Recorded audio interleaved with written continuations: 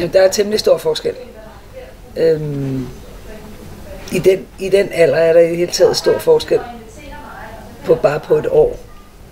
Og man kan, ja, hvordan udvikler de sig? De udvikler sig jo til at blive mere modne og mere selvstændige. Og mere måske empatiske, altså bliver bedre til at se hvad andre har brug for os. End når man er lille, så kan man stort set kun se sig selv. Og hvad man selv har behov for. Og det er nok nogle af de vigtigste ting, tror jeg.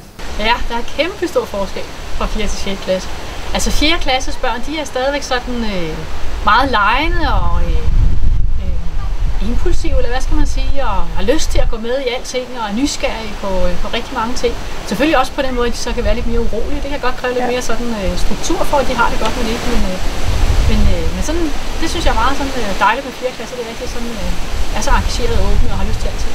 Og i 6. klasse, der må man måske være lidt i puberteten, sådan en lille smule i hvert fald, eller nogen mere end andre jo. Og det betyder, at nogle gange så bliver eleverne mere sådan opmærksom på hinanden, og mindre opmærksom på det stof, som man nu skal lære, når man sidder inde i en skoleklasse. Og derfor så bliver de sådan tit, kan de godt være sådan lidt ukoncentreret, kan man sige. Til gengæld har de jo nogle bedre arbejdsrutiner, og er meget mere abstrakte i den måde, de går til tingene på. Så på den måde udvikler de sig jo også meget. Så det er meget forskelligt, synes jeg faktisk.